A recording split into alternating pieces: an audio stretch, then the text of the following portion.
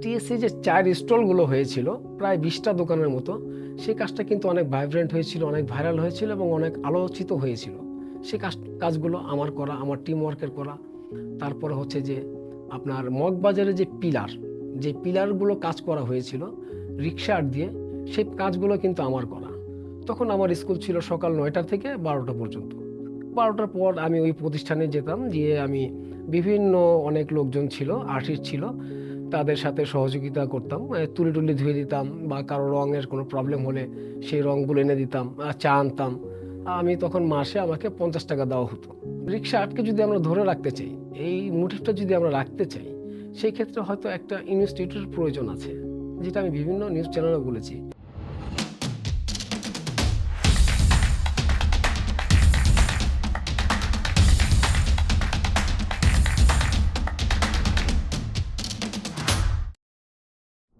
আমি মোহাম্মদ মনির হুসাইন। আমি একজন রিক্সা পেইন্টার।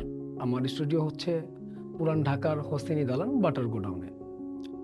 তো আমি শুরুটা এভাবে করতে চাচ্ছি যে আমার যে আসলে যে শিল্পমনা যে কোত্থেকে আসলো, বা আমি এই পেইন্টারের সাথে বা এই আর্টের সাথে আমি কিভাবে যুক্ত হলাম, সেটা হচ্ছে আমার পুরান ঢাকায় অনেক বেশ কিছু দোকান ছিল, যেখানে আমার বাসা থেকে বের হতেই হচ্ছে আপনার রিক্সায় অনেক সুন্দর সুন্দর আর্ট করতো এবং রিক্সার অনেকগুলো গ্যারেজ ছিল। সেখানেও বিভিন্ন এলাকার থেকে আর্টিস্টগুলো এসে তারা কাজ করতো। এবং আমার পাশাপাশি একটা সিনেমা ব্যানার কারখানাও ছিল, যিনি আপনার প্রতিষ্ঠাতা ছিল শিল্পী মোহাম্মদ হানিফ পাপ্পু, যিনি আর কি বর্তমান আমার যিনি ওস্তাদ। তো তারা অনেক বড় বড় ব্যানার করতো, অনেক সুন্দর সুন্দর নায়ক নায়িকাদের বিভিন্ন কালারফুল, হ্যাঁ, রং দিয়ে এই নায়ক নায়িকাদের অভাবগুলো ফুটিয়ে তুলতো। আসলে সেইগুলো আমাকে খুব কাছে টানতো এবং আমাকে খুব আকর্ষণ করতো। তো সেইটার যে আসলে রঙের যে একটা মানে সংস্পর্শ, সরাসরি দেখা এবং সেটার যে আসলে প্রেমে পড়া, বা এক প্রকারে বলতে গেলে যে মানুষ নেশাগ্রস্ত হয়ে যায়, আমার ঠিক সেটাই হয়েছে। তো আমি যখন ক্লাস 2তে পড়ি, তখন থেকে আসলে আমি তখন এই আঁকাঝোঁকার চর্চাগুলো করি। পেন্সিলে আমি আঁকাঝোঁকা করতাম। তখন আমার আস্তে আস্তে আস্তে আস্তে বেশ কিছুদিন যাওয়ার পর মনে হলো যে না, আমাকে এটা ভালোভাবে শিখতে হবে। তো এর জন্য আমাকে একটা প্রতিষ্ঠানে আমার একটু কাজ করার আমার একটু সিদ্ধান্ত নিলাম যে আসলে আমি এই স্কুলের পাশাপাশি আমি একটা প্রতিষ্ঠানে আমি এটা শিখব। তখন আমার স্কুল ছিল সকাল 9টা থেকে 12টা পর্যন্ত। 12টার পর আমি ওই প্রতিষ্ঠানে যেতাম, গিয়ে আমি বিভিন্ন অনেক লোকজন ছিল, আর্টিস্ট ছিল, তাদের সাথে সহযোগিতা করতাম। তুলি টুলি ধুয়ে দিতাম বা কারো রঙের কোনো প্রবলেম হলে সেই রঙগুলো এনে দিতাম, চা আনতাম। আমি তখন মাসে আমাকে 50 টাকা দেওয়া হতো। ক্লাস যখন আমি 4-এ পড়ি, তখন আমি মোটামুটি একজন ভালো কারিগর বা ভালো একজন আর্টিস্ট। তখন আমি পড়াশোনা একেবারে ছেড়ে দিলাম। আমার বাবা বলল যে, "তুমি পড়াশোনা ছেড়ো না, পড়াশোনা দরকার আছে। জীবনে কিছু করতে হলে শিক্ষার দরকার আছে।" আমি বললাম যে, "না, আমি এটা করব না, আমাকে দিয়ে এটা হচ্ছে না। আমি এটাই করব আরকি।" তো কি করব? আমি এই আর্টই করব। আচ্ছা ঠিক আছে। সে আমার সাথে অনেক পিটাপিটি করার পর বলল যে, "না, এটা হচ্ছে না।" ও ওর মতোই চলতে চাচ্ছে। তো আমাকে ছেড়ে দিল। তখনই আমি আরকি এই পথে আরকি একে ফুল টাইম যাত্রা শুরু করলাম। তো রাত নাই দিন নাই আমি ওই সময়টা ছিল আর কি একেবারে সোনালী যুগ, যদি বলি আমাদের কমার্শিয়াল লাইনের একেবারে সোনালী যুগ ছিল। তো আমি বিভিন্ন জায়গায় কাজ করতাম। তো বিভিন্ন জায়গায় কাজ করার মাধ্যমে প্রোডাকশনে কাজ করতাম। তো যেখানে যেতাম কাজ করতাম, তো মোটামুটি ভালোই টাকা পয়সা আমার কাছে ইনকাম করতাম আর কি। তো আমার বাবা কখনো জিজ্ঞেস করতো না, বাবা কয় টাকা কাজ করো, কোথায় কী করো, কী খরচ করো বা সংসারে, তো আমার এগুলো কোনো প্রয়োজন ছিল না, বাবারও প্রয়োজন ছিল না। তো আমি এগুলো নিয়ে প্রচুর আমি মানে বন্ধুদের নিয়ে ঘুরতাম। এবং প্রতি সপ্তাহে আমার যে নেশা ছিল সেটা হচ্ছে সিনেমা দেখা। তো আমি প্রতি সপ্তাহে আমি ২টা ৪টা আমার সিনেমা হল গিয়ে আমি সিনেমা দেখতাম। ঢাকা শহরে খুব কম সিনেমা হল আছে যেখানে আমি ছবি না দেখছি। অসংখ্য সিনেমা ছবি দেখেছি আমি একেকটা হলে। তারপর থেকে যখন আপনার ২০০০ এর সময়, ২০০০ এ আপনার যখন আপনার এই ডিজিটাল মেশিন আসলো, ওই সময় থেকে আস্তে আস্তে আমাদের যে কাজের যে ধারা এটা আসলে কমতে থাকলো। এই যে একটা সময় মানে পেরোচ্ছে, তখন আমাদের মতো আর্টিস্ট যারা ছিলেন তারা কিন্তু আসলে যুগের সাথে তাল মিলিয়ে নিতে পারেনি। যার ফলে হচ্ছে যে তারা পিছিয়ে গেছে। তো সেই সময় থেকে আমি সবসময় চেষ্টা করেছি যে যুগের সাথে তাল মিলিয়ে চলার জন্য। যখন যেটা চাই সেটাই দেওয়ার চেষ্টা করেছি। তো ২০০০ থেকে ২০১০ পর্যন্ত মানে এই ৮-১০ বছর আমার জীবনের একেবারে একটা খারাপ একটা সময় গিয়েছে। সেটা হচ্ছে যে আমার ওয়াইফ আমাকে এমনও বলেছে যে, "দেখো গ্রামের বাড়ি থেকে মানুষ আ এসে ভ্যানে করে তরকারি বিক্রি করছে। আমাদের এলাকায়, তুমি এলাকার ছেলে, তুমি চাইলে এখানে এটা করতে পারো।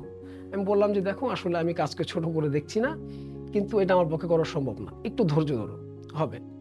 বললো যে আর কত ধৈর্য ধরবো, আমাদের একটা ছোট একটা শিশু সন্তান ছিল, মেয়ে সন্তান, বললো যে তার দুধও কিন্তু তুমি ঠিক মতো কিনে দিতে পারছো না, তারও কিন্তু কষ্ট হচ্ছে, আমরা না হয় একটু কষ্ট করে মানিয়ে নিলাম।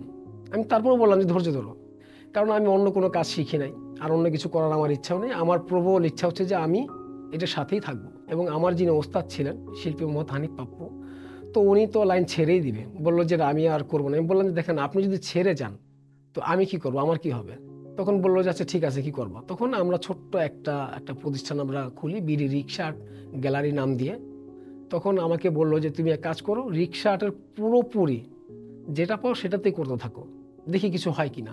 তো আমার ওস্তাদ খুব মানে আর কি বসে থাকতেন না, উনিও ওই কোকের যে বোতল ছিল, এই বোতলের মধ্যে ওই প্লাস্টিকের যে বোতল ছিল এগুলোর মধ্যে আর্ট টার্ট করতেন, চশমায় করতেন, জুতায় করতেন। তো এলাকার লোকজন এবং এমনকি আমার বন্ধু বান্ধব আমাকে পাগল বলতো, ওরা তো পাগল হয়ে গেছে, কাজ কাম নেই, যেটা পায় সেটাই করে, এগুলো কি কিনে নাকি? আর এই দোকান নিচে এটা কতদিন থাকবে? 2-3 মাস থাকবে, তারপর আবার ছেড়ে দিবে। তো এমনও কথা আমার বন্ধু বান্ধব সহ আমার এলাকাবাসী থেকে আমাকে শুনতে হয়েছে। তো এখন আলহামদুলিল্লাহ, এখন আমি এটা এভাবে বলবো যে এখন তারাই আমাকে বাহবা দিচ্ছে। এমনও কি হচ্ছে যে আমার বন্ধু বান্ধব যারা আছে তারা মোবাইল দিয়ে তার আরেক বন্ধুকে দেখাচ্ছে, দেখো আমার বন্ধু এই কাজগুলো করে, এই কাজগুলো তার। এখন তারা প্রাউড ফিল করে আমাকে নিয়ে, কিন্তু একটা সময় তারা এই বিষয়টাকে খুবই অন্যভাবে নিয়েছে। আর যেহেতু পুরান ঢাকায় আমার বেড়ে ওঠা, আমার চলাফেরা, আমার শিল্পকর্ম, তারা কিন্তু আসলে শিল্প মনা না। পুরান ঢাকার লোকজনগুলো তারা শিল্প কি জিনিস সেটা বোঝে না। তো তারা এটাকে এমনিতেই একটু দূরে রাখে, এই এটা করলে তুমি জাহান্নামে যাবে, এটা করলে এটা করবে, এটা করলে এটা হবে। মানে ধার্মিক যে বিষয়গুলো, এই চর্চাগুলো একটু বেশি হতো। যেহেতু আমরা মানুষের ছবি টবি আঁকতাম, ফুল পাখি টাকি আঁকতাম, এগুলো ভালো না, এগুলো করো না, এই সারাটা জীবন এগুলো শুনতে হচ্ছে, এখনও শুনি। কিন্তু এখন শুনলে এখন অনেকটা কমছে, এখন মানুষ অনেকটা আসলে এখন বোঝা শুরু করছে। মানে নতুন প্রজন্মের যারা আছে এখন তারাও চায় যে আসলে এই শিল্পগুলো তারাও রপ্ত করার জন্য।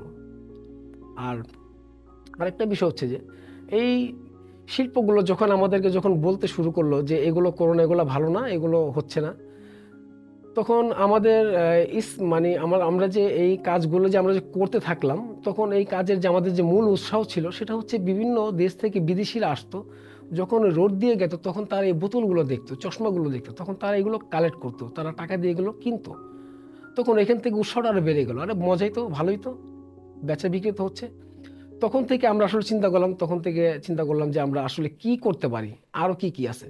তখন এই চশমা, হেরিকেন, কেটলি, ট্রে, তারপর হচ্ছে আপনার এই গ্লাস, আমরা এগুলোর মধ্যে আমাদের শিল্পকর্মগুলো আমরা এগুলো তুলে ধরতে থাকলাম। যেহেতু রিক্সা আর্ট এখন আর রিক্সা আর্টে নাই, এটা হচ্ছে না, ওই ডিজিটাল আসার পর থেকে এখন এগুলো সব ডিজিটাল ছয় লাভের কারণে এই আর্টটা আসলে একেবারে বিলুপ্তর পথে চলে গেছে। এখন একজন সাংবাদিক বা একজন যদি কেউ আহ, যায় যে রিক্সা আর্টিস্টদেরকে খুঁজতে, কিন্তু খুঁজে আসলে খুব দুষ্কর, পাওয়া যায় না। কারণ হচ্ছে যে এগুলো তারা চলে গেছে, চলে যাওয়ার কারণ হচ্ছে যে তারা আর কি তাদের যে সংসার তারা চালাতে পারছে না, কারণ কাজ নেই, ডিজিটালে সবাই কাজ করিয়ে নিচ্ছে, হাতে করাতে গেলে সেটার মূল্য অনেক বেশি পড়ে। যার ফলে আমাদের চিন্তা ভাবনা ছিল যে আসলে এই কাজটিকে আবার কীভাবে ফিরিয়ে আনা যায়। ওই দৃষ্টিকোণ থেকে আমাদের প্রোডাক্টের মাধ্যমে আমরা এই রিক্সা আর্টকে আমরা ফুটিয়ে তোলার চেষ্টা করেছি, এবং আমাদের চেষ্টা ছিল আমার আর আমার ওস্তাদের যে প্রত্যেকটা মানুষের ঘরে ঘরে এই রিক্সা আর্টকে অন্ততপক্ষে পৌঁছে দেওয়ার জন্য আমরা চেয়েছি যে আসলে মানুষ এই শিল্পটাকে বুঝুক, এবং এটা তাদের অন্ততপক্ষে মানুষের একটা ঘরে ঘরে অন্ততপক্ষে একটা শিল্প তারা কিনে তারা সংগ্রহ করুক, রাখুক, তাহলে শিল্পটাও বেঁচে যাবে, শিল্পীরাও বেঁচে যাবে, দুটোই লাভবান হবে। আমাদের এই রিক্সা আর্ট কিনে যখন ইউনেস্কো যখন স্বীকৃতি দেয়, এই স্বীকৃতি দেওয়ার আমরা প্রায় 3 বছর কাজ করেছি, যেখানে আমি, আমার ওস্তাদ এবং আরও বেশ কিছু অসংখ্য রিক্সা চিত্রশিল্পী ছিল, তাদের সহযোগিতায় আমরা এই কাজগুলো করেছি। যে আমাদেরও চিন্তাভাবনা ছিল যে এটাকে আসলে ওয়ার্ল্ড বেসিক আমরা একটা স্বীকৃতি আনতে পারি কিনা। তো সেই দৃষ্টিকোণ থেকে বাংলা একাডেমির যে আপনার ডিরেক্টর ছিলেন ডক্টর আমিনুর রহমান সুলতান, উনি আমাদেরকে নিয়ে কাজ করলেন। উনি বললেন যে দেখি তোমাদের জন্য কিছু করা যায় কিনা। তখন উনি বিভিন্ন আমাদেরকে নিয়ে ডকুমেন্টারি বানানো শুরু করলো, এবং আমি বিভিন্ন আর্টিস্টদেরকে তাদের বাসায় বা তাদের কর্মস্থলে নিয়ে গিয়ে এই যে পরিশ্রমটা, আমাদের সময় গেছে, টাকা গেছে, এগুলো যাওয়ার পরেও চিন্তা করেছি যদি আমরা একটা স্বীকৃতি আনতে পারি, অন্তত বলতে পারবো যে আমার দেশের যে শিল্প রিক্সা আর্ট, এটা আমাদের আর্ট, এটা আমরা বুকে হাত দিয়ে বলতে পারি, অন্য কোনো আর্ট না, অন্য কোনো পেন্টিং না। আমরা বলতে পারি যে রিক্সাটা আমাদের। তো আমাদের আর্টকে নিয়ে আমরা যদি একটা স্বীকৃতি আনতে পারি, তখন আমি অন্তপক্ষে বলতে পারবো যে আমি মনিরও এই জায়গায় এই স্বীকৃতির পিছনে আমার একটা ভূমিকা আছে, ছোট হলে একটা ভূমিকা আছে। স্বীকৃতি আসার পর এখন বিভিন্ন মানুষও বেড়ে গেছে যে রিক্সা আর্টকে নিয়ে খুব মাতামাতি করছে, এটা খুব ভালো। কিন্তু খারাপও কিছু দৃষ্টি দৃষ্টি আছে আর কি, যেটা হচ্ছে যে রিক্সাটার যে মোটিভ এটা নষ্ট হচ্ছে। এটা নষ্ট হচ্ছে কিভাবে? আপনি যদি অনলাইনে একটু সার্চ দিয়ে দেখবেন যে রিক্সাটার অনেক পেজ আছে যে তারা এই শিল্পকর্মটাকে তারা নিয়ে বিজনেস করছে। তো বিজনেস করুক, আমি চাই যে সারা বাংলাদেশের মানুষের বিজনেস করুক। আমাদের উদ্দেশ্যই তো ছিল এটা, যে রিক্সাকে মানুষের ঘরে ঘরে পৌঁছায় দেওয়া, এবং এটা যেন একটা বিজনেস কেন্দ্রিক যেন একটা হয়। তাহলে রিক্সা আর্ট এবং রিক্সা আর্টিস্ট দুটোই বেঁচে যাবে। কিন্তু কি করছে তারা, থার্ড পার্টিগুলো, তারা হয়তো রিক্সা দুই একটা আর্টিস্টকে দিয়ে কিছু স্যাম্পল করে তারপরে বাকিগুলো হয়তো তারা নিজেরা করছে বা অন্য কাউকে দিয়ে করাচ্ছে। রিক্সা আর্টকে যদি আমরা ধরে রাখতে চাই, এই মোটিভটা যদি আমরা রাখতে চাই, সেই ক্ষেত্রে হয়তো একটা ইনস্টিটিউটের প্রয়োজন আছে, যেটা আমি বিভিন্ন নিউজ চ্যানেলে বলেছি। সেটা হতে পারে সরকারি অথবা বেসরকারি পৃষ্ঠপোষকতায় যদি একটা ইনস্টিটিউট করে দেওয়া যায়, সেই ক্ষেত্রে আমাদের এই যে রিক্সা আর্ট এটা হয়তো বেঁচে যাবে, অন্যথায় নষ্ট হয়ে যাবে। রিসেন্টলি আমরা দেখেছি বিভিন্ন এই পয়লা বৈশাখের মধ্যে বিভিন্ন ইউনিভার্সিটির যে লোকজন তারা কিন্তু তাদের দেয়ালে কিন্তু রিক্সা আর্ট করেছে। কিন্তু আসলে এটা কিন্তু আমি দুঃখের সাথে বলতে চাই যে তারা চাইলে কিন্তু একজন রিক্সা আর্টিস্ট অথবা দুজন রিক্সা আর্টিস্টকে নিয়ে তারা কাজটা করতে পারতো। তাহলে যে ইয়ং জেনারেশনের যে নতুন যে ছাত্ররা ছিল, তারা তার কাছ থেকে ওই রিক্সা আর্টের যে মোটিভগুলো এগুলো তারা মোটামুটি একটু শিখতে পারতো, জানতে পারতো, এবং তাদের কাজটাও পারফেক্ট হতো। আসলে যে কাজগুলো করেছে এটা কিন্তু বিকৃত করা হচ্ছে এই রিক্সা আর্টকে, আমরা এটা চাই না। টিএসসি যে চায়ের স্টলগুলো হয়েছিল প্রায় 20টা দোকানের মতো, সেই কাজটা কিন্তু অনেক ভাইব্রেন্ট হয়েছিল, অনেক ভাইরাল হয়েছিল এবং অনেক আলোচিত হয়েছিল। সেই কাজগুলো আমার করা, আমার টিম ওয়ার্কের করা। তারপরে হচ্ছে যে আপনার মগবাজারে যে পিলারগুলো কাজ করা হয়েছিল রিক্সা আর্ট দিয়ে, সেই কাজগুলো কিন্তু আমার করা। তো এই যে আলোচিত কাজগুলো এবং আরও বেশ কিছু কাজ আছে, যেমন বাংলা একাডেমিতে 2023-এ বইমেলার যে আয়োজনটা ছিল, সেখানেও কিন্তু রিক্সা আর্টের একটা স্টল হয়েছিল নবান্ন প্রকাশনী। সেটা কিন্তু অঙ্গসজ্জা আমি করেছিলাম রিক্সা আর্ট দিয়ে। সেটাও কিন্তু আপনার 2023-এ কিন্তু অঙ্গসজ্জায় কিন্তু প্রথম পুরস্কার অর্জন করে। অসংখ্য ধন্যবাদ। আমি আমার বক্তব্য বা আমার কথা এখানে শেষ করছি। আহ, আমি অবশ্যই, আমি আবারও বলছি যে আমরা চাইবো যেন ইয়ং জেনারেশন যারা আছেন, হ্যাঁ, তাদের উদ্দেশ্যে আমার একটাই মেসেজ থাকবে, আপনারা রিক্সা আর্টকে মূল্যায়ন তো অবশ্যই করেন। এই রিক্সা আর্টকে আপনারা শেখার জন্য অন্ততপক্ষে রিক্সা আর্টিস্টদের কাছে যান অথবা তাদের সহযোগিতা গ্রহণ করুন। এবং আমরা চাইবো যে আমরা আসলে বুকে হাত দিয়ে বলতে পারি যে এই শিল্পটা এটা আমাদের, অন্য কোনো শিল্প না। তো আমরা চাইবো যে আমাদের এই শিল্পকে আমরা ধরে রাখার জন্য আমরা সবাই সবার সহযোগিতা করবো, এবং আমরা চাইবো যে সবাই আমরার মধ্যেই থাকবো, হ্যাঁ? আমি এটা, আমি ওইটা, আমরা ওইটার মধ্যে যাব না। অসংখ্য ধন্যবাদ। আসসালামু আলাইকুম।